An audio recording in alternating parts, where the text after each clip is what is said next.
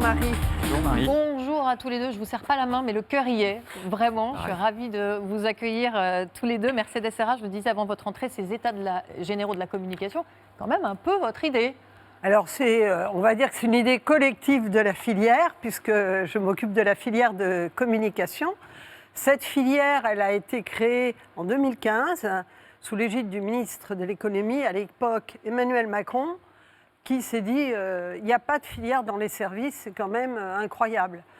Donc, c'est long de mettre en place une filière. Il y a de la préfiguration pendant 2 ans, c'est incroyable. Mais c'est intéressant parce que c'est du collectif. C'est tous les métiers de la communication. Ça va du média aux agences, au digital, aux régies. Tous les métiers de la communication, on leur demande de beaucoup travailler bénévolement, mais c'est intéressant. Et on pensait qu'on avait des problématiques, des difficultés, des choses à traiter. Et l'idée des États généraux est venue de là. Il fallait que nous parlions à nos interlocuteurs, qui sont nos clients, c'est-à-dire les marques. Et donc, on a approché l'Union des marques en leur proposant des États généraux. Et Franck Gervais, à l'époque, était toujours président de l'Union des marques. Il nous a très, très rapidement dit que ça l'intéressait. Et nous voici. Alors, on est dans un contexte quand même qui est très particulier. Pourquoi maintenant ? En fait, ces États généraux, on les a mis maintenant parce qu'on pensait qu'on avait des tas de choses à faire bouger. Parce que le monde avait bougé, et énormément. Les médias ont bougé, mais les consommateurs, le public a bougé. C'est plus pareil les marques. Les marques qui autrefois étaient reliées aux produits et uniquement aux produits sont reliées aux entreprises. Donc c'est des choses qui sont importantes. Il y avait des inquiétudes fortes des consommateurs, inquiétudes entre la consommation, le pouvoir d'achat et inquiétudes sur le climat. Donc tous ces frottements nous faisaient dire qu'on avait intérêt à travailler. Tout ça sont des sujets assez importants. Quels enseignements pouvez-vous tirer de vos réflexions de ces derniers mois et quelles pistes de réflexion ? J'imagine que vous n'avez pas déjà les solutions, mais au moins des pistes. On a beaucoup travaillé. On a travaillé sur la thématique très importante de la consommation, parce que c'est compliqué la consommation. Vous ne pouvez pas dire comme ça, on va arrêter de consommer, parce qu'on va aussi peut-être arrêter de travailler. Et ça va être un problème. Et donc, il y a beaucoup d'enjeux chez les gens. Premier enjeu climatologique. Ils ont compris qu'il y avait un problème avec la planète et qu'il fallait faire certaines choses. Mais deuxième enjeu, très très important, comment ils vivent, comment il n'y a pas de chômage, comment les inégalités sociales ne se creusent pas. Donc en fait, ce n'est pas simple à régler, mais on a des choses très précises autour de ça. Et surtout, on pense que pour régler ces choses-là, c'est intéressant de mettre les gens ensemble. C'est intéressant d'être ouvert, c'est intéressant d'expliquer mieux notre métier, parce que je pense que peu de monde le comprend complètement. Et que là, c'était vraiment l'occasion importante de bien expliquer notre métier. Toute cette matinée, on va essayer justement de mieux comprendre. Toute cette matinée, avec pour nous, l'enjeu de rencontrer ces citoyens qui ont quand même passé beaucoup de temps avec pour objectif de baisser l'effet de serre de façon importante, 40%, 2030, 40%, et en même temps des économistes et en même temps des grands climatologues.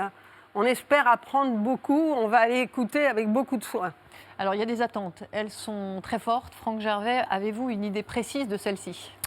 Alors pour s'en faire une idée précise, on s'est dit quoi de mieux que d'interroger les Français. Donc c'est ce qu'on a fait dans le cadre de l'Union des marques. Il y a 1 mois à peu près, on a réalisé un sondage avec Odoxa en interrogeant les Français sur leurs attentes quant à la transition écologique et la publicité. Alors, il y a 2 enseignements et les résultats en fait sont très très clairs. Le premier, c'est que 94% d'entre eux nous disent l'entreprise doit jouer un vrai rôle dans cette transition pour faire en sorte que les Français consomment mieux. 94% disent l'entreprise doit jouer un rôle. Et 89% nous disent dans ce rôle-là, précisément, ils attendent que la publicité joue vraiment ce rôle d'aiguillon pour une société qui soit plus responsable, dans laquelle on vive mieux, tout en consommant. Et donc, ils nous disent j'attends beaucoup de l'entreprise et de la publicité en particulier. Et puis, on a aussi interrogé les marques, nos adhérents.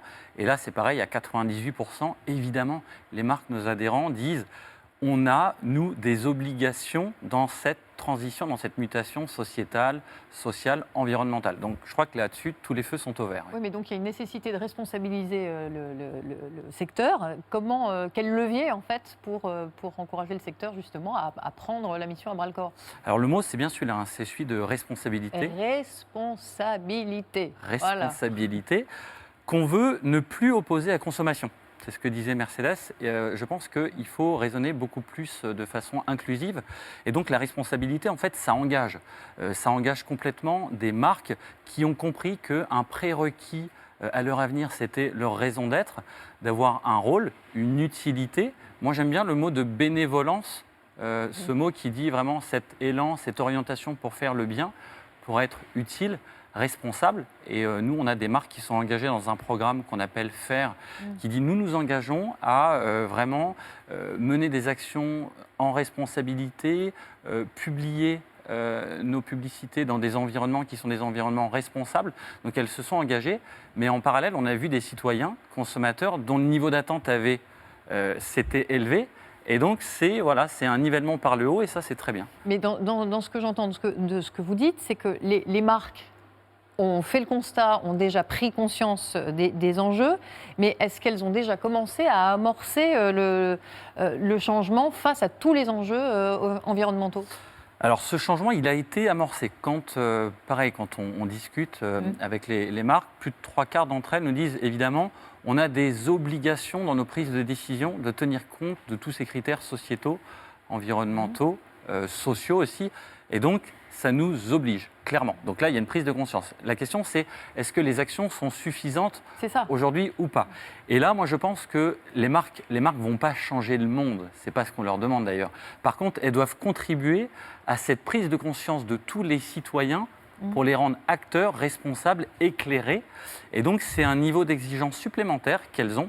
Elles sont là pour vraiment transformer le consommateur en consommateur citoyen éclairé, qu'on dote complètement de toutes les informations pour qu'il puisse lui-même agir de façon pleinement responsable. C'est ça qu'on veut. Et je trouve que cette matinée-là, et je veux remercier vraiment et chaudement Mercedes, parce qu'il y a deux façons de faire. Hein. Il y a une façon qui est de dire je suis la présidente de la filière et donc je suis la sachante. Puis il y a une façon ouverte qui est de dire non, la filière doit fonctionner avec les marques, main dans la main, et on veut des débats ouverts, des débats contradictoires, des débats pourquoi pas divergents, avec la société civile, tous les spécialistes, et c'est ce qui a été fait, la façon dont les États généraux sont organisés depuis le départ, et donc je pense que c'est une matinée très importante.